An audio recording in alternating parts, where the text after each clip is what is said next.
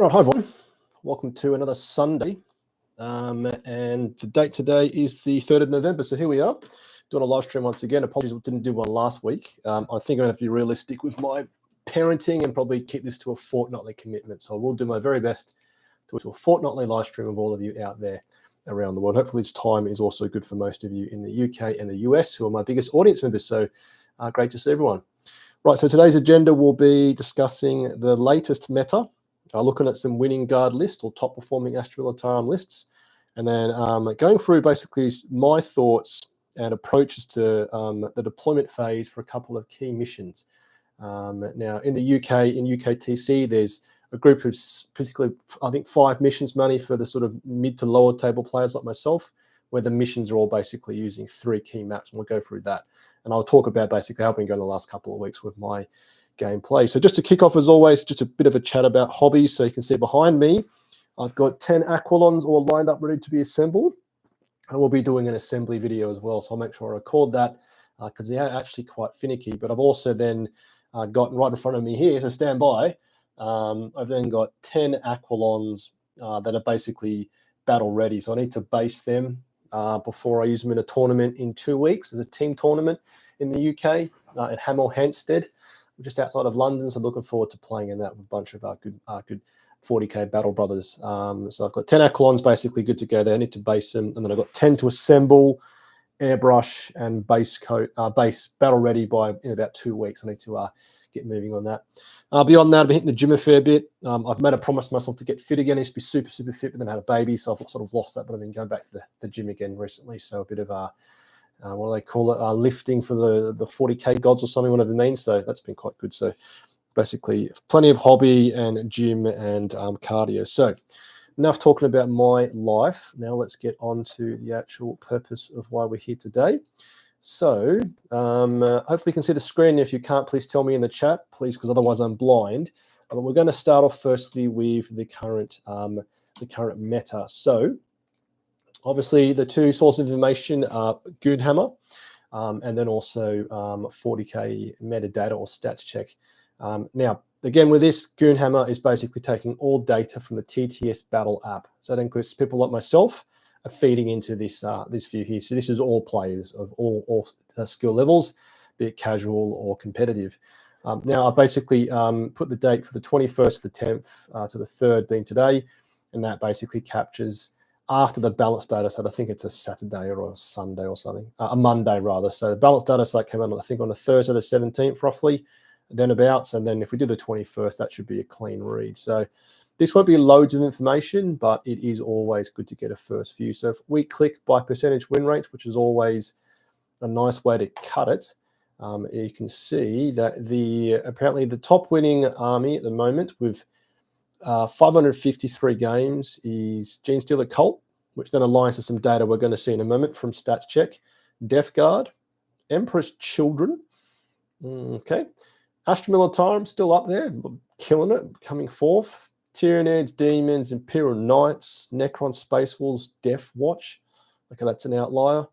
Black Templars, Blood Angels, Tau. So looking at this quickly, and then, 1,000 Suns of drops, but still 46. But looking at this quickly compared to before the point changes, there has been some major shake-ups. So, for example, 1,000 Suns seems to be top of the meta, and they're towards the bottom. I know, for example, Imperial Knights definitely went up towards the top of the pile. Neither were Death Guard or Genestealer Cult. So given we've got on here just about 2 weeks of data, it is showing a major change in the top performing armies. So with that in mind, let's now go to Stats Check. Because remember, this is everybody playing the game. We go to Stats Check. This is then purely tournament games. And I believe they've got information in the key, which tells us that it is only, here you go, 25 plays and 5 rounds. So they're quite strict, and this is only sort of like proper tournaments, yeah, not RTs, where there's only 3 rounds typically.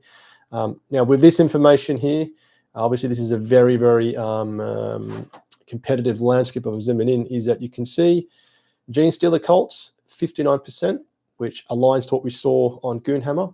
Leagues of Votan, Necrons, Chaos Demons, 1,000 Suns, and Tau. So again, if we, I think we can click a button. This is really good. The way they've laid it out is I wonder if you can change it because I can't actually remember which one it was before, but I do know anecdotally that definitely we weren't seeing these armies like GSC, Leagues of Votan, Demons, and Tau towards the top. Now, again, if I flick screens, again, if we look at the total universe of all players, Genestealer Cults, yep, at the top.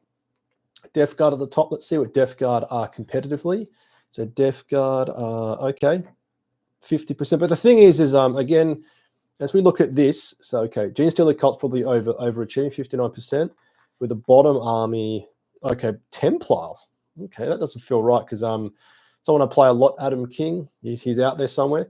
Bulgrim King, actually, in my Patreon roll call, he plays Black Templars, and they're not that terrible. But again, this is the overall meta. So this is interesting. Now, the key thing is obviously for Astra Militarum, it puts Astra Militarum on a 49% win rate. Now, again, 49% win rate is really good. I mean, that's very balanced. Exactly, you want to be basically there. So, you know, and again, we're cutting the onion quite fine here. So 49% versus a 50 versus 51, but obviously versus GSC, that's an overtune at 59%. But the other thing is then it says, okay, so player count. I'm trying to work out what one of these ones here tells you how many wins we've had. I can't see if there's a ledger how many wins, but basically it's saying that Guard is now a firm mid-league table as far as competitive play is concerned, and then versus overall play, we're still a top army. So again, this is only going to be about 2 weeks of data with all the points changes, and clearly there were no rule changes. So basically for Guard, obviously Bogram's got more expensive, Tank Commanders got more expensive, but they got better.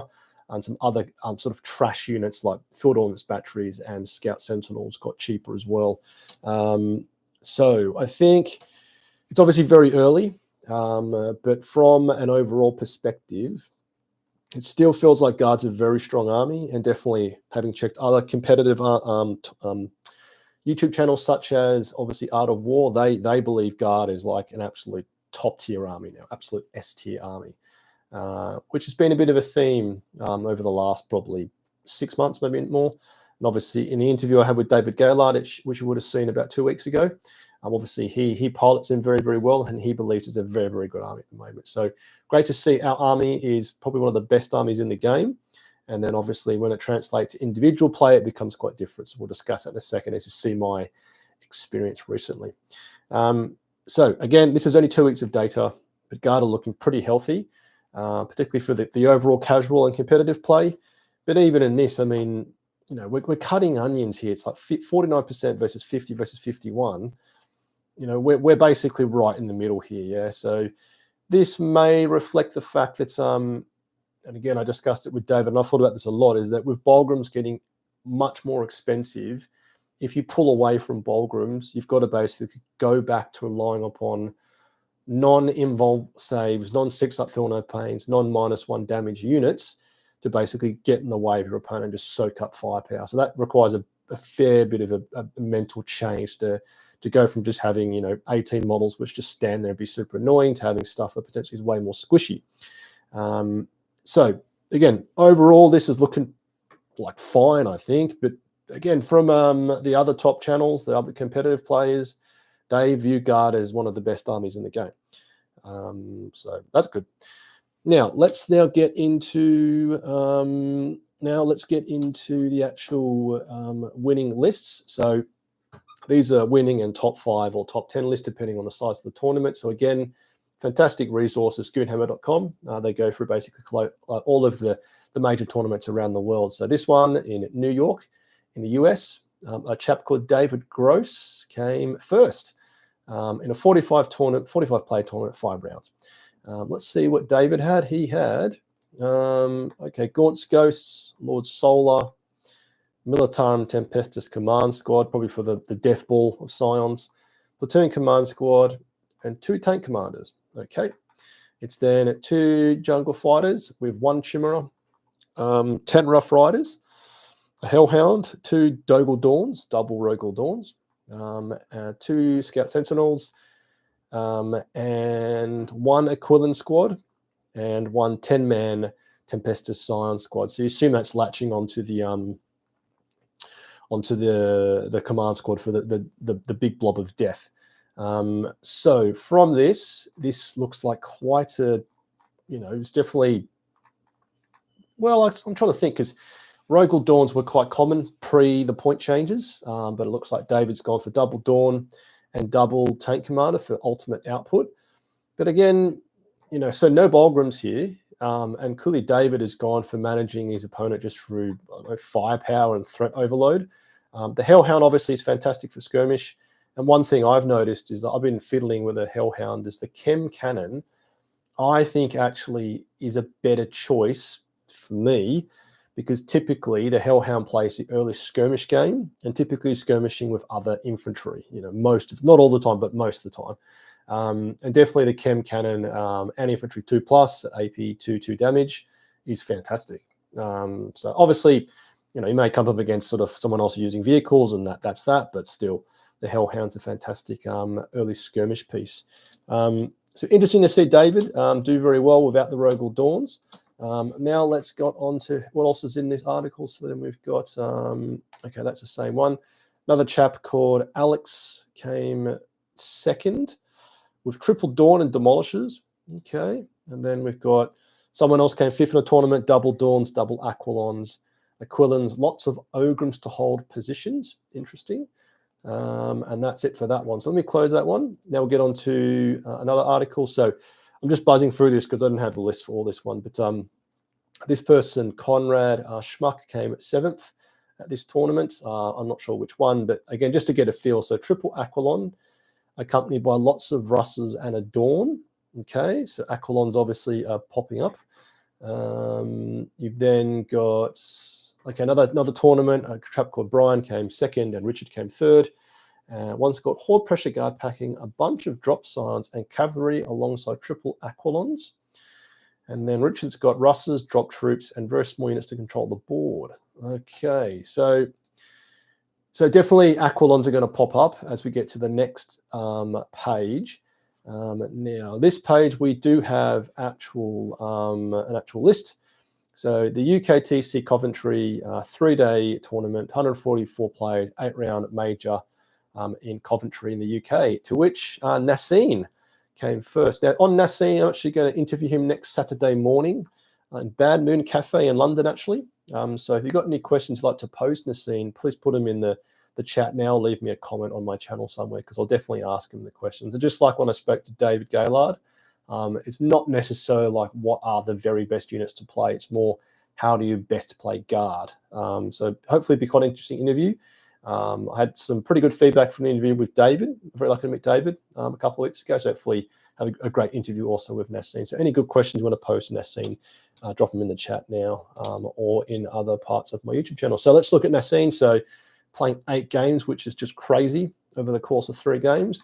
Let's look at this winning list. So, okay, Nassine has got Lord Solar, Militarum Tempestus Command Squad, and a Platoon Command Squad. He's then got 1 Tank Commander. Okay, he's then got 3 Jungle Fighters. He's got 2 6-man Bolgram Blobs, 1 6-man Bolgram Blob, 1 3-man Bolgram Blob, a Hellhound, 2 Leman Russ, with an Exterminator Leman Russ, some 2 by Ograms, and 1, 2, 3 Aquilons. 2 Aquilons, and then a 10-man Scion squad. So very, very interesting. And definitely get his take on this, because this was definitely obviously after the point change. Let me just check the Tank Commander. Tank Commander is 225. So very interesting. So Nassine has basically obviously gone for keeping Bolgrams, fantastic board presence piece, with then 2 Aquilon squads. Now, as I said at the beginning of the live stream, I've got 10 behind you. I'm ready to be assembled and painted. I've got 10 in front of me here. And from the games I've used them in, now I know how to use them. They actually are fantastic, absolutely fantastic. I definitely say that because I had a couple of games where I just totally wasted them. Not the best player, I misused them, I basically wasted them, but then now I think to get my hold of them, the hang of them, they're very good. So interesting. Yeah, but then Ogre. Now, definitely I've seen a couple of David Gallagher's been on a couple other YouTube channels, which is fantastic, is that like it's almost like the package of putting the Ogrims, which I know a lot of you have spoken about in some comments you've left on my channel, is Ogrims in the Chimeras. And the concept, again, and I've been starting to use this a bit more, is that you would, and we'll get onto this when I talk about deployment, is, you know, the classic move is to scout move the Chimeras with the jungle fighters inside. Actually, does Nascene have any Chimeras? Let me just check. Oh, Nascene has no Chimeras. Oh, okay. Interesting. Okay, I totally missed that. So he has no transports in this list. Okay, so he's just got battle line, battle line, battle line. Okay, that's really interesting. Because what I'm going to say with the Chimeras is you scout move them with the jungle fighters inside. The jungle fighters get out, board control, like turn off objectives, and then something else gets into the back of them. So, you know, you can get the Ogrims into them to be like the second or third wave. But definitely in the seam, it's just binned off Chimeras completely. And again, this is all about inspiration. So as we look at the next part of the presentation I'm showing you is deployment. And definitely that has merit potentially. Maybe in UK TC, maybe one's just enough, but let's discuss it as we go through. So let me just check the chat. Any nice comments? Oh, hello, Star Captain. Nice to see you. Thanks for joining. We then got Warmaster Will. Hey, Will. So Will has said, someone from Toshiba has said hello, and it's nice to see you. So Will has said, I feel AdMech got away fairly well with points updates. I think with the new guard unit dropping in at 3 inches, people will start taking anti-deep strike. I know I started to interesting. Yeah, so good one, Will. So good discussion, and is with Aquilons being so crazily cheap, 90 points, and that you can string out 10 of them across like large parts of the board, is the meta going to basically adapt to that? So again, I've seen Art of War speak about the idea that, you know, if you're playing Adeptus Astartes and you used to, I don't know, hold them with some chaff, your backline objective, do you suddenly take heavy intercessors? Because they're quite hard to shift because they're 3 wounds and toughness 5 or 6, I think. So does the meta change? So maybe that, or maybe people start to take the anti-12-inch deep strike. Maybe in the Imperium armies, they could take the Navigator model. The Navigator model is then accompanied by some of the, you know, the chaff Imperial agents, but they can anti-deep strike 12 inches, and they can do mortal wounds, some cute mortal wound trick. So potentially, well, you could be right, because definitely as I'm starting to tune my understanding how to use Aquilons, they're very nice. They're very, very nice. And PJ McCurry, evening. Good to see you, mate. So just checking the chat. So fantastic. So, yeah, so I will ask Nascene about this, because I did say when I want to interview more and more top players, less about what is the best unit. It's more about like, how did you play the game? But definitely Nascene not taking Chimera is it's a very different approach. But he's got, let me just count them out. So he's got 1 tank commander, a Hellhound, 1, 2, 3, 5 chassis, yeah. So tank commander, 3 Russes, and a Hellhound. We've then 6 Bulgrim and 3 Bulgrim and 2x3 Ogrim, and 2 Aquilon. So very different. Not very different again. No, it's not like he's taking like 3 squads of rattling snipers or something crazy like a Malkador defender, which I wish would work because I've got the model. It's amazing with heavy bolters everywhere. But again, you know, a bit of a different approach about the Chimeras. Now, let's now change gears, and this is going to be, you're going to see me developing as a player here, is basically talking about a deployment. So let me firstly speak about the games I've played in the last couple of weeks. So I've played, I think, 3.5 or 4. Most recently, I played into Eldari on TTS, A Bloke in America, fantastic game where he had like all the characters you could think of, and 2 super fire prism things that can link fire and freaking terrifying. And basically, the summary of all of this is I haven't done well. Now, there's a reason why. I'm going to talk about that when I talk about deployment. I lost that by about 15. I can't actually identify. I know why, but it's a primary point. And then I've got a game in flight, which I'll look at in a second, against a friend called Alex. We're at top of round 3, so we have to pause it and come back to it. I've then also played Adeptus Custodes, lost by 10. And then I played against my friend Adam King, who played Knights, and I got absolutely battered because he basically put all the Knights on all the objectives, and I couldn't basically deal with it. So keep that all in mind. But now let's check out a list. This is a conceptual list. It's not a list I'm going to necessarily play. But let's check out a potential list. Now, forgive me, this is TTS.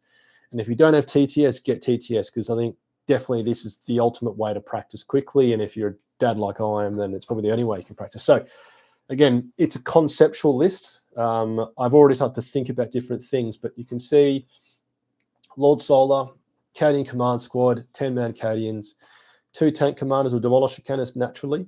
Yeah, so they basically blob together and they get in the fight. It's then 3 Chimeras with jungle fighters.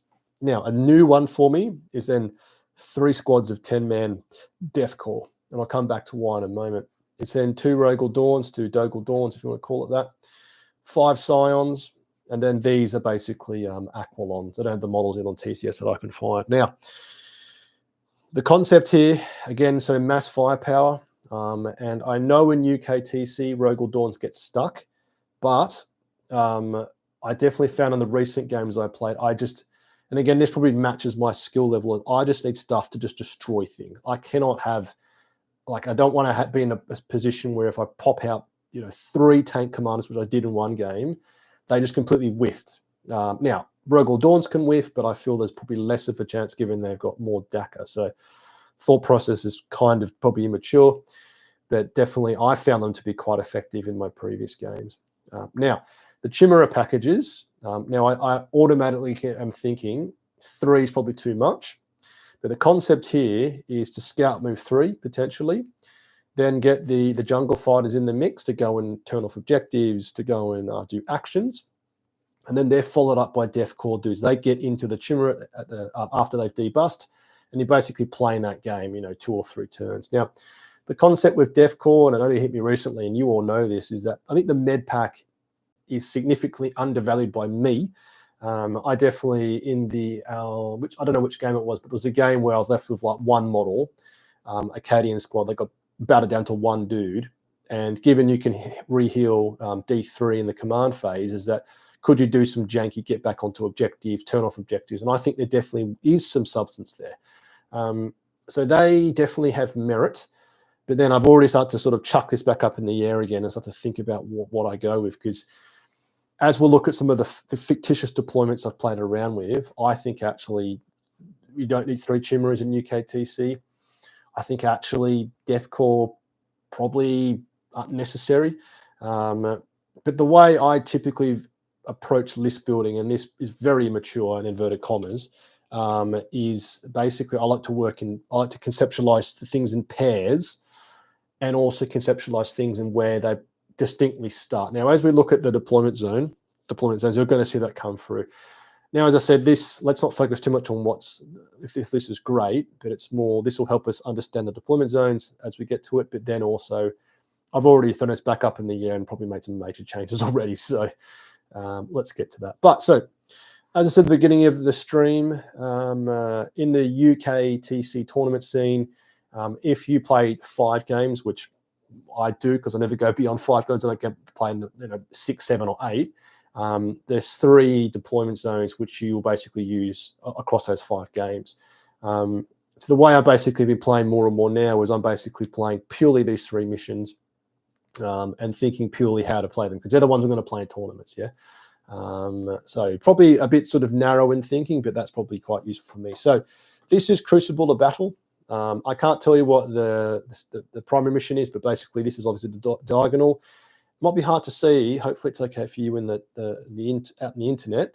But basically here, I don't know what I'm playing. Obviously, this is just basically, again, thinking about how I just approach it. Now, a good thing I picked up on in another chat, another thing I've been listening to, is just like in chess, and as I discovered, I'm playing a bit more chess now, including playing the wife every now and again, is that apparently in chess, the first 10 moves of a chess game is like autopilot. Literally the players just like placing, and then it gets down to like actual thinking. So again, chess is chess, but as I understand, it's a very sort of sequential placement. It's all quite mapped out. Now, what I'm getting to in that is that if I basically know, and I go into every single mission, this is how I deploy. Obviously, you may have to change things around a bit if your opponent goes super heavy with, I don't know, a whole crap load of, advance and charge orcs here in the center, for example, or someone else goes like maximum shooting over here, for example. You need to counter that. But then I think conceptually, if I just know exactly what I'm going to do for every single mission, it's going to probably relieve a bit of mental stress from me. It means I can focus elsewhere. But let's just talk through this, and then I actually have got the next slide, the scout moves, and conceptually how things would work. So hopefully okay to see. It is a screenshot, so you can see down here you've got the Rogal Dawn, and its big brother up here. Its brother up here. You've then got 1, 2, 3 chimeras with the jungle fighters inside. The tank commander down here, Lord Solar and Co here. Yeah. 10 Def Corps here, Def Corps here, and Def Corps here. And then kept in reinforcements is 1 tank commander, 5 scions, and 2 Aquilon, because obviously they're always going to be in deep strike. Now, from here, the scout move, and let's then just sort of break this down and discuss it, is that the scout moves naturally, well, not necessarily naturally, depending on your opponents. If they go first, if you go first, obviously if they got infiltrate, that affects the placement of this stuff. If they got infiltrate, they could turn off half your scout moves, but so be it. Is the natural thing to do would be push forward this to get it onto the object, to get it towards the objective, and likewise this to get it towards the center of the board. Now this here is then a decision point, because if you go first, you could push this out to be a bit more aggressive, but if you're going second, if you're facing a shooting army, you basically want to place this in a way that you can basically scout move 6 behind cover. Now, you could also maybe say the same with this one here, because imagine if you're playing, I don't know, Tau, and they got a hammerhead that if they want to blast it forward 12 inches, whatever it moves, and cuts a line down here, are you okay to accept casualties in the first turn? And maybe that is, and maybe, maybe the fact if this does get blown up and the boys spill out 3 inches, they're doing you a favor, getting you closer to the objective. Now, with this, it's then some sort of macro thinking. I've in previous games basically placed 2 Rogal Dawns up here. I found that to be quite effective. But then stepping back from that, it's then understanding your expansion objective and your, what we call it, I don't know, the natural objective. So actually when you measure it out and when you think about it, I believe this one, and now if I got this wrong, tell me instantly, because again, I'm learning, is that this is your natural, natural expansion. That's what you should be going for, to hold that objective. You want to hold that objective, yeah? And this is the one you want to contest and turn off in inverted commas, or disrupt your opponent's scoring. Now, the center, typically in UK T2 terrain, is just like a no-go zone until late in the game, because if you go there early, you just get blown off the board by something. If that is the thinking here, then you could almost critique the fact that maybe I don't have enough support here, yeah? All I've got here currently, which is meant to be my rock-solid objective, is a Chimera with dudes inside some Def Corps dudes and 1 Rogal Dawn. Should I actually be instead putting 2 Chimeras here? Should I actually be instead putting a Rogal Dawn in the center and a Rogal Dawn here? Because actually, as I measured it out, is that the Rogal Dawn can trundle its way through here. It can trundle and turn right through there. And it can obviously trundle through here. And I think it should be able to get through there, might get stuck. So actually, this map here for guard is not too bad for movement. Now let me check the chat. I'll check the chat for any nice comments. So, okay.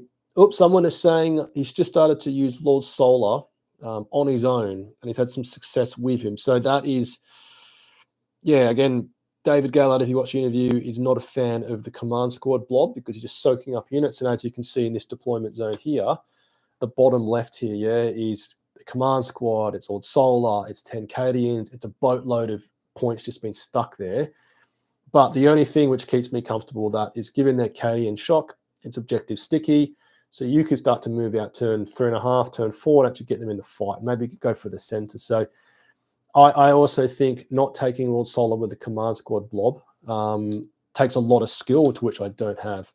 Now, someone also said thinking in pairs is a good idea as it gives you redundancies, yeah, when it gets wiped out. And also helps you to sort of segment the board. So now, again, just discussing this is that potentially this has got weaknesses, because if if your opponent is remotely good at the game, which a lot of people are, and they know the concept of holding this, denying that, is that, the 3 units, only 3 or 4 units here probably can't lock it down, yeah? So maybe I actually should be basically putting maybe the tank commander here to provide a bit more firepower and support. Now with this, let's get on to the other lists, other maps, is that something else to what I typically try to always remember is that you want to be able to score easy stuff like containment, area denial, sabotage in the early game. So I've had numerous games where I've basically been burnt by the fact I didn't score 6 on containment turn 1. And that for me with guard, I think is a huge letdown, because you should be able to score everything early. So with that in mind, it's almost like you want to be keeping stuff towards, both table edges. So containment, you can get that there, and get that there. Area denial, you can easily get that there at turn 1. Now, there's also then a discussion about, that's been quite aggressive, because if you get area denial turn 1 and you plonk out some dudes there, they're instantly dead, yeah, obviously. But do you value getting 5 points to start? And I personally do. That's also something to think, is that you want to make sure that you, within reason, are basically allowing yourself to max your secondaries quite early. Naturally, as the game progresses and you take casualties, you can't do so. But for me personally, I never want to be giving away secondaries early, because I can't do them. So that's also something to think, is can you basically do something in the center? Can you do them on the flanks as well? Cool. Now let's get on to a really tough one for me personally, and also for guard in general, is search and destroy. So you can see here, so you've got basically, again, deep strike and reinforcements is tank commander, 5-man scions, and 2x10 aquilons or quillons. Doggle Dawn, tank commander, Lord Solar and co on there. Now this requires discussion. You've then got a chimera here to go for this one here, this objective. You've then got a chimera in the center, and you've got a chimera interestingly placed here. Now in this option, this would be playing against a non-shooting army, because obviously there's a massive fire line down the middle here, yeah? Now, this being said, there is a massive threat here. You can get turn 1 charge if they've got advancing charge, it will be super aggressive. So that's almost putting like 1 chimera here basically to absorb that, because if they charge that turn 1, they may blow it up and boys fill out fine. But then you've got a Rogue or Dawn to deal with it. But that, I think, is going to segue into my thinking at the moment, is that I think a 3rd chimera for UK T2 torrents you can see in front of you here is probably not necessary. Now, maybe I'm not thinking about it correctly, but basically the way I always think about it is the 2 chimeras, they're doing the scout moves towards both objectives. Now, in this mission, this is the one you should lock down, and this is the one you should contest. Now, that's taken me ages to realize, because obviously the distance to this one is shorter than that one. And to actually hold, you can touch this objective in the corner, like you can literally touch it by being non-chargeable. But that means you're going to be getting, 1 infantry model that's OC3 with an order, 1 chimera that's OC3, so you can easily turn that off. So for you to put loads of OC on this objective, you need to be up against the wall with your jungle fighters or your Cadian shock, and they're fully chargeable. And obviously Cadian shock being charged, die pretty quickly. And your opponent's going to do the same thing here. They're going to basically put something on there, and then you can easily turn off this objective with some dudes coming out. Now, holding it means you need to get at some serious firepower and basically blast them off the board and deal with that. But as I've discovered more and more, and again, if you've got a perspective on this, please tell me, is that actually this one here, you should just be basically trying to turn it off, not hold it. And this one here, you should be trying to basically lock it down. Now, with the illustration next is then the scout moves. So as you can obviously see, this one punches forward, this one moves up here, and this one goes towards the center. Now, of course, if you're playing a shooting army and your opponent can cut a line down through here, the scout move on this will be much more limited. Now, you should always move at least as much as you can, because every inch is every inch. So definitely, if you go second and they basically pop out again, a hammerhead's a good example, can pop a line straight through there. Talk to your opponent and say, look, let's agree. Let's check. Can I pop my nose out to say 1/2 inch past the wall, and then you definitely can't shoot me? Yeah. because you can basically, get your laser or get a tape measure and line it up, and you know that basically if you scout move 2, you are untargetable. Yeah, because again, every inch counts when it goes to this type of play. So as I said, this would be assuming a non-shooting army, because this is super vulnerable here. And even if it sort of tucks itself in there, you can still cut a line very easily through the center here to basically blast it to bits. Now, let me check the chat. Any nice comments from the audience? Okay, Warmaster Will, he's saying that a few games without Solar and on a Scion command squad as Warlord, it's done well as it makes a Scion's battle line, and had a Basilisk set on my home objective, freeing up points to use on the table. Okay, yep, definitely. So the thing about also using the Scion command squad is that would allow you to go for, is it command insertion, the secret mission, where basically if you put your Warlord on the home objective, in the opponent's home objective at the end of the game, that is cash money. Now the thing is, as you know, the Scion command squad has got regiments, so you can recycle them for reinforcements and basically do that cheeky play. I have not played any secret missions so far, and I think I need to think about it a bit more, because they can obviously flip games which are going quite pear-shaped for you. Cool. So, someone's saying the command squad med pack is if 6 up feel no pain, not regrow D3 models. Yeah, exactly. Yeah. So the command squad 6 up feel no pain. The def core med pack is D3 models recovered in the command phase. Yeah, absolutely right. Cool. Now let's get back onto search and destroy. So this is an alternate deployment here. So if you're facing a shooty army, I think you need to basically, obviously need to readjust or be a bit more aggressive. So this is, and again, there's already a problem here. The Dawn's just going to get bladdered to bits there in the middle there. But this is then thinking, and it's a bit of a different sort of take on how to manage this objective here. Is if this is my rock solid objective, you want to have a tank commander and a Rogue or Dawn easily able to get there. And I'm actually thinking as well, this Rogue or Dawn will go into reinforcements, and that's where Lord Solar is so key. Just you plonk it down there. Your opponent might put something nice and tasty in the middle here, and you just put Dawn. You put the Dawn into reinforcements.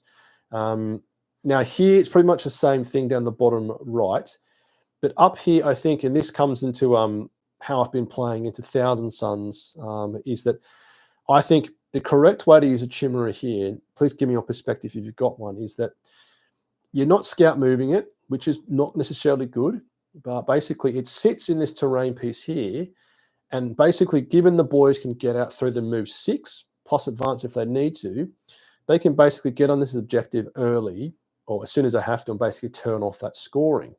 Then the idea is there's 10 Def Core, 10 Cadian, 10 more jungle fighters. They jump into the Chimera after those blokes have got out. And you can play that, basically, that game twice. Yeah, so basically, your opponent puts a model in here, holds that objective, you sacrifice some jungle fighters to turn off that objective, you get some stuff up positioning for firepower.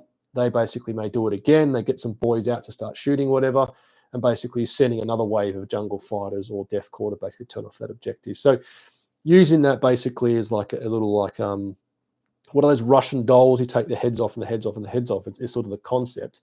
And that again is, we've seen David Gaylord speaks about the concept of using Ogryns after that. So you may scout move, you may get the jungle fighters out and then put the Ogryns in, and then you've got a boatload of heavy bolters flying or shooting all over the tabletop. Now let's pivot here, and I've got one more deployment zone to talk about. Is that again, I don't think 3 Chimeras for UKTC is necessary. And I'm actually thinking already, I've already redone this in the Battlescribe app and the 40K app, is that I probably will go back to 6 Bulgrim. So that'll be removing a Chimera, fiddle farting with probably converting all the Def Core into something else to cut the points, and sort of taking out 1 squad to get 6 more Bulgrim. Now, definitely as I've played more and more, I think they're just so good for us mid players. Like, I think they're just so good. And then how I've basically used them effectively is that in the late game, they come out like turn 3.5 or turn 4, and they basically just go to contest the center. Now, another thing is that, yeah, as I said, for the other other mission here is that, with area denial, if you need to send stuff out here, you need to have something cheap to do it. Now, the other thing, and again, this is something I struggle with definitely from my experience, is effectively holding the center without Bograms for me is really hard. Really hard. You could roll the Rogal Dawn up there, could blast things off the objective. But if your opponent comes out with something quite serious from a melee point of view, the Rogal Dawn will get chopped to bits. Now, Bograms won't get chopped to bits. Well, that's where I think I need to go back to Bograms. I've played several games without them, and I think I need 6 to basically make it work for Jeff. Now, let's then get on to the last one. I'm going to check the chat. I think someone's got a nice question. So the question is, do you ever see more exotic models, Glavy tanks, Minotaur tanks, or Praetor assault launchers or Titans? So, yeah, so great question. So I basically asked David in the interview. Again, you can check the interview. I'll put it in the description later. And I asked him this nice question, and I said, would you ever play a Baneblade? Now, David being David said, absolutely not, doesn't play crap units, which is definitely a very competitive take, and I get that because I'm trying to be competitive. Is that I've never played exotic units in inverted commas. Exotic being Malcador Defender. Got the model, want to play it. It's awesome. It's overcosted. It's simply way too expensive. Minotaur tank, the Praetor assault launcher also own that. It's a massive brick. It's a huge chunky piece of resin. Would it work in competitive play? Hitting on 4s only now for indirect? I don't think so. So I think unfortunately, to answer the question properly, is that if you actually want to play competitive 40k, and I've gone through this journey personally, is that you just have to take the good stuff. You can't take what's a really bad unit we can all agree on. What's the robot humans called by the tech dudes? Oh gosh, servitors. If you took like 12 servitors, you're not you never know. You might do all right, but you're making it very hard for yourself. So I think, unfortunately, the way if you play more casual with your friends, or your local meta is not as sharp as it is in London. Definitely London's very, very top meta sort of place. It might be okay, but I think if you want to play exotic, you're probably going to make it hard for yourself. Cool. Okay. Also, Warmaster Will's quite active in the chat. He said he used to use AdMech on this map against Guard, and a single unit advanced and could still shoot 3 and took a Lehman Russ in 1 round of shooting. Dawn's, yeah. So you make me nervous, Will. So yeah, with the Dawns in this map, now I measured it out, and I got to probably check it properly, but they can move. They can move there. Obviously, can move here. I need to double check this actually, because I think they might actually get stuck there. So in the tabletop simulator terrain, they can fit, but I think they can't get through here. So if they can't get through there, and they can't get through there, then you're basically stuck here, and that's obviously really bad. But yeah, if they can't get through here, then it's awful. They obviously could maneuver their way through there, but then you're just open to get blasted off the board by something. But I'm pretty sure they can move through there. I think so. But yeah, so this is quite a tough map for Guard. Definitely, if you're playing melee armies, you'll just get trapped. But yeah. Cool. The next one is the Tetris map, sweeping engagement. So you've got the weird sort of, however you want to lay it out. Now, a couple of ideas here. Now, interestingly, this one is quite interesting to play. It's a very fun one to sort of watch it, because it's quite not necessarily basic. But now here, for you to hold this, you've got to sit there and just cop firepower. For you to hold this here, I'm very confident you need to basically be chargeable. So the actual objective marker finishes on the little lip, and UK TC terrain is very particular. It's got a little lip which is exactly 1 inch out. So for you to hold this terrain, this objective, you need to be chargeable through the wall. So it typically isn't a problem for us to hold that. So again, conceptually, you've got Chimera, Rogal Dawn, and a tank commander here. You've got then Def Corps, and Def Corps here.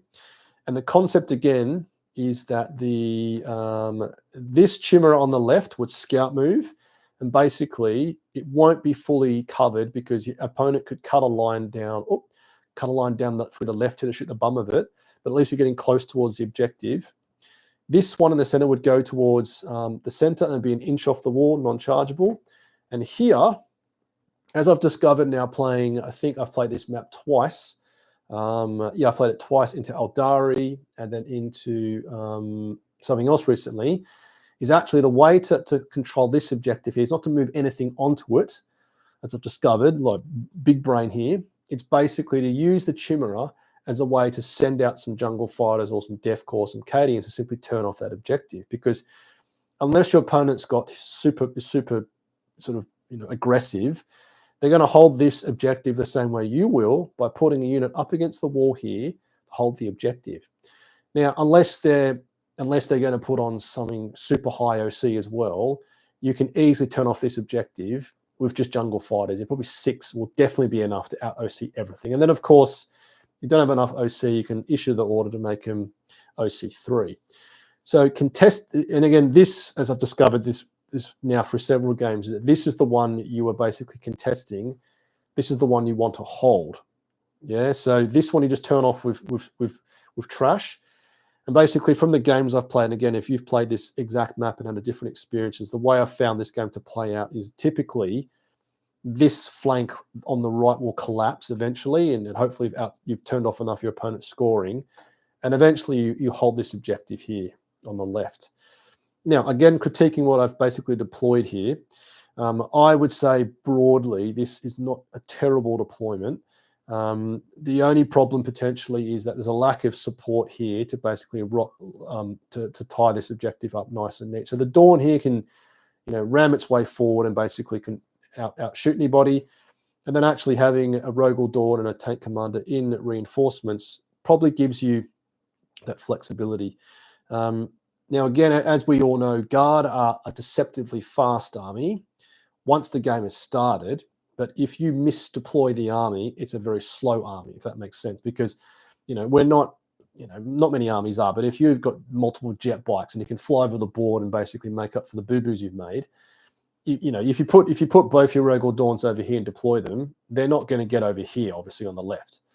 So the one way to manage that is reinforcement. So if you don't reinforce, start to do it more often. And definitely, and again, this is a development part for me, is really utilize rapid ingress. Because obviously you can drop it in, then it can move and it can do something, as opposed to coming in from reinforcements, all it can do is shoot and go for a 9-inch charge. So again, critiquing this is a potential problem we're facing is on the left here, which is meant to be our rock solid objective. We don't have enough support in place to make that happen. Now, of course, a problem with reinforcements and deep strikes is if your opponent is super aggressive and they bum rush loads of dudes up here, and they, maybe they wrap up the Chimera, which has happened to me. They're basically screening out your ingress, your reinforcements back in your deployment zones. You're basically back to where you started. But that being said, at least if you put 2 major units in reinforcements, keeps your opponent guessing, and then you've got the flexibility that if you want to basically sort of totally gum up this part of the board, you can plonk in a Rogal Dawn there or over here, etc., etc. So it does give you options. Let me check the chat again for any perspectives. Okay, so yep, Toshiba's saying he just paints, but I'm interested in the gameplay side, so I love rarer forgeable stuff. Yeah, get it, man.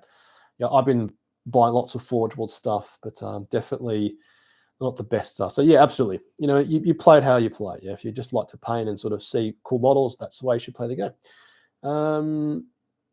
Yeah, someone's saying a lot of people underestimate the Scout Mera. Very good. Very good. The Scout Chimera.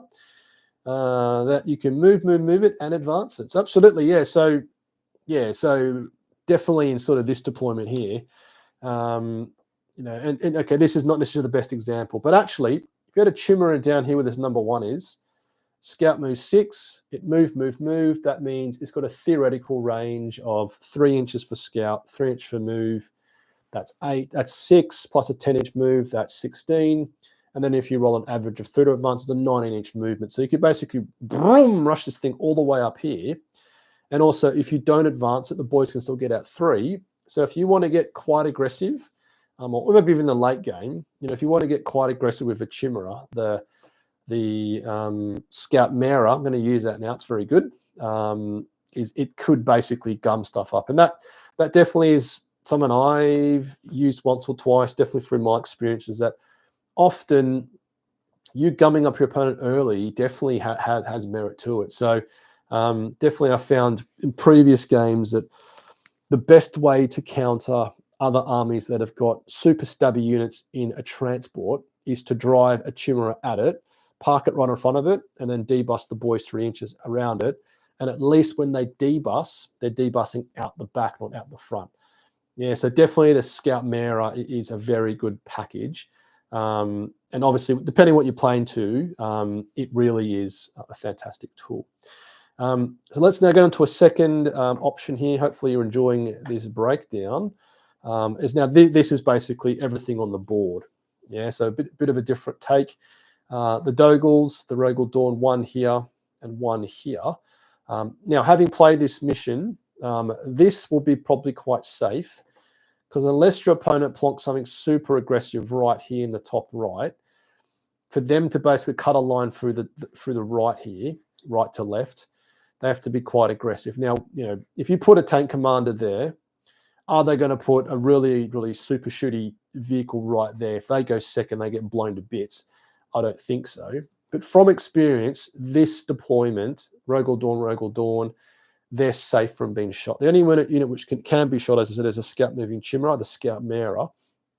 But where the other second tank commander is he is in here. Now, tank commanders are definitely very popular, but maybe for Jeff, maybe for you, their 24-inch range is a limiting factor, because here, again, just to conceptualize the distance between the two deployments is 24 inches. Now, let's just pretend for whatever reason you've got a unit which is at 25 inches here, and you give it move. It's got to come out, it's got to pivot, it's got to move. It's probably out of range. Now, of course, long range shooting isn't necessarily always that important, but definitely, and I'd love to hear your perspective, is that I think actually guard for the units you should take, you can get outshot. I'm actually probably going to reverse that comment, because I'm thinking battle cannons have got a 48-inch range. But yeah, I think the point there is that Demolisher siege cannons 24 is a limiting factor.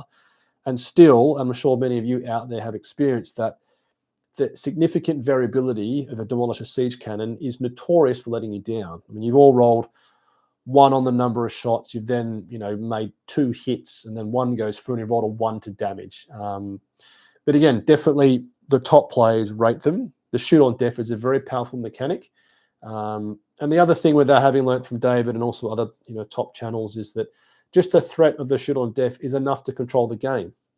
Because if you do trundle it up here in the late game, and your opponent isn't going to shoot it potentially, because it may shoot something else which is more important, that's controlling the game. So it definitely has merit. Now, I'll do my very best now. Let's now go into another game. I basically planned. So I'm playing a friend, Alex. He plays Thousand Suns. We're in the team tournament in a couple of weeks. So we're playing Search and Destroy, Take and Hold, Hidden Supply, so 6 objective markers, as you can see. Now, this is the beginning of round 3, where Alex went first, and currently the scores are 36-36, with Alex having scored his primary. Now, he's then got Sabotage and no prisoners. So this is the state of the game. And actually, in this list, let me explain the list. It's Lord Solar and Co.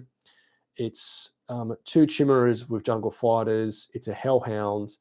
It's 2 Lemon Rust battle tanks, 2 autocannon Lemon Rust exterminators, 6 Bulgrams. It was 2 Scout Sentinels, and 1 spare squad of Jungle Fighters, and 2 Aquilons and 5 Scions. Now, where everything is you basically got Lord Solar and Co. here. You've got 6 Bulgrams here. You've got some spare Jungle Fighters lying in a heap there. You've got a Chimera with no one inside. The other Jungle Fighters died down here. You've then got the second Chimera here with some spare Cadians in them, actually. You've got a couple of Aquilons here.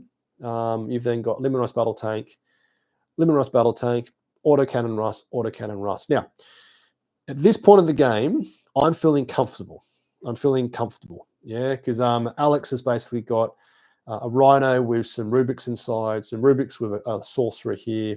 He's got a big blob of Terminators here. He's then got Magnus, and he's got a single character holding the objective here and some cultists at the back here. Now, the casualties we've taken, I lost some jungle fighters because I scout moved this Chimera, jumped out the boys, actually charged to wrap this Rhino and turn off that objective. They got all flamed off. And then basically I've moved this Chimera, and the Chimera basically killed some of those little Fovit Feel No Pain demon like monster things. Now with this objective here, I basically turned off this objective by basically sending out some jungle fighters who then got roasted to death by multiple flamers. Now to try and hold the objective, I then dropped down some Aquilons. And at this point of the game, I think I've got 3 or 4 of them left because I actually got flamed to death. Now that was a price I was willing to pay because I actually have now a chance of holding this objective, because in here he's got a single sorcerer doing the sabotage objective. So depending on what Alex values, if he values doing sabotage, which scores him 3, he may basically have to give up the fact that I may actually score another primary here, because as you look at this here, the Terminators, they've got the teleportation crystal, so they can come up in his command phase, drop down his movement phase, and blast them into bits. Is that currently I'm looking a bit fragile to hold more than one objective, yeah. But this then again gets into the wider comment that I'm basically adapting to, is that recently I've played very aggressive in all my games, very aggressive. I basically pushed stuff up, I basically thrown loads, and come to like turn 4, I had like nothing left. I literally had most of my army was dead. And then predictably, the late game scoring, they would just blast ahead. They would just max like all their secondaries and their primaries, and that's not the way to win. Now that's obvious when you all say it, yeah. But this game is feeling a lot more comfortable because I've been a lot more. I've taken more of a budgetary approach to using my resources. So as I said, as I discussed it in the previous slide, is that I basically turned off this objective by basically only sending out 1 squad of jungle fighters to basically charge this this Rhino, wrap it up. They got basically burnt off. But the only other stuff I'm going to allocate to this part of the board, this Chimera is going to basically die. But then the Hellhound down here will be my single last piece to basically go and sort of annoy Alex, yeah? Because I think at this point, his primary is significantly behind my primary. I'm ahead on primary because, yeah, I think he only scored a 5, and I think I might have scored a 15 actually. Somehow, I can't remember. But definitely, as we look at this, I've got a lot of resources left. But so does Alex, because he's then got another rubric squad in reinforcements. He's got Magnus, he's got Terminators, he's got 2x5 squads here and a Rhino. Now the Aquilons, as I said, I dropped in some dudes here. They got roasted. They'll hopefully hold this objective. Now the second squad, it's then depending on what he does with the Terminators, yeah? Because if he basically puts them, I don't know, here, you know, he might just come in and blast these two units to bits. I would then use the Aquilons, and I've actually got to map this out a bit more, is either lock down this objective because they could foul battle shot here, yeah, lock down that objective, or do I go for the classical play and basically drop down the Aquilons here or back here to basically blast off the cultist and eventually turn off his primary on his home objective? Now, I'm not actually sure because depending on how much dies, because he's got no prisoners, so he's going to score, he's going to kill a Chimera, he's going to kill a Scout Sentinel. I'm not sure what else he can actually kill, actually, because he could get these guys, if he teleportation crystals them, that they've screened 9-inch there, they're actually unshootable because the Scout Sentinel here, they're basically cutting off, that's a nice screen here. So actually, I'm not sure what I'll do, actually, because the other thing I was thinking of doing was using the Aquilons back here to try and kill this Sorcerer, to basically come down, kill him, turn off his sabotage. But I think what probably has more value is locking down the fact I score a 10 again, because he potentially he's going to knock off these two. If I just score a 5, it's a bit of a deceleration for me. But I think the summary from all that is that learnings for Jeff, because I've been quite aggressive the last few games, is literally take your time, only send out like, because again, if I go back to when I played Eldari on Saturday night, basically I was doing stupid stuff like basically scout moving a Chimera literally having it in the open, scout moving at 6, even though my opponent went first. He blasted it to bits with a fire prism. It blew up, and I basically suffered casualties for no reason. When actually, all you're trying to do on this objective here is turn it off for your opponent. Just send out jungle fighters once, Death Core in this example twice, and the third time, send out the Chimera to just go bang into things or just movement block. So massive learning for me is, for this one in this example, you're just sending chaff out to deal with it. In this deployment here, now this is a bit different, so stick with me, is that you could scout me if you go first here, basically send out some boys to basically turn off that objective. Or if you're feeling super aggressive, you trundle up a Rogue Dawn and blast it off the objective. But yeah, so this is, I'm definitely learning slowly. I'm really sort of enjoying breaking it down like this because, if you've been with me for quite a while now, you definitely know I'm not the best player. But I think like most things in life, I take a long time to learn it. But when I get it, I'll finally get it. And I think breaking down the game like this is going to really help. And I think I've got to remind myself to basically take more screenshots as I go through games, because it would have been good to sort of screenshot the Eldari game I played on Saturday night and work out where I lost it. I think I know where I lost it, but like to break it down. And I really encourage you to sort of, firstly get TTS. It's awful to start. It's super clunky. The controls are weird. But once you get it going, it's really valuable. And definitely, again, like maybe even like I've seen other people do it when you play real games, is to take photos of different turns as you go through and go back and analyze. Because that's the way you improve, is to sort of, check where you're at and think about it. Now, let's check the chat. Okay, so cool. Will's asking, am I planning to go to Beachhead next year? I've got my ticket and would love to see your face again. You too, mate. I'll need to check. I don't know when Beachhead is. I'll check. But man, with a baby, man, just everything takes so much planning. Like, it's just so hard to get anything done these days. And someone's saying, take 3 tank commanders, put 1 in reserves, and rapid ingress and order itself take it. Yeah, absolutely. So, yeah, I've tried that package with 3 tank commanders, and this is my sob story, is against my friend Adam, who plays Knights. I think it was actually this deployment without the 6 objectives. I actually plonked down 3 tank commanders here. I had 2. Third one coming from rapid ingress. They all gave themselves tank aim. They had a scout sentinel here as well, giving them +1 reroll ones to hit. And 3 tank commanders didn't kill 2 knights, 2 armigers. And I was like, that is super disappointing. Mainly because Adam rolled multiple 4-up invul saves. But personally, I think, this is for Jeff, not for you, I think my list will be 2 Rogue Dawns, 2 tank commanders, Lord Solar and co., 2 Chimeras with catechins, 6 Bulgrim, and then some other bits and pieces with the 2 by Aquilon and 5-man Scion. Yeah, so I think I need to keep Bulgrims. I just need them for me, for my baby brain. But then again, the top list don't take so much chaff, do they? They take like maximum 3 loads of chaff. I take, in this example, 6. That's probably too much. But yeah, so let's call it quits now. I don't know how long I've been talking for it. It's been remotely interesting hearing my development journey. Definitely Guard a very powerful army according to all the statistics, but definitely Def is not contributing to the high win rates. But again, it's a process. I'm very patient with this type of thing.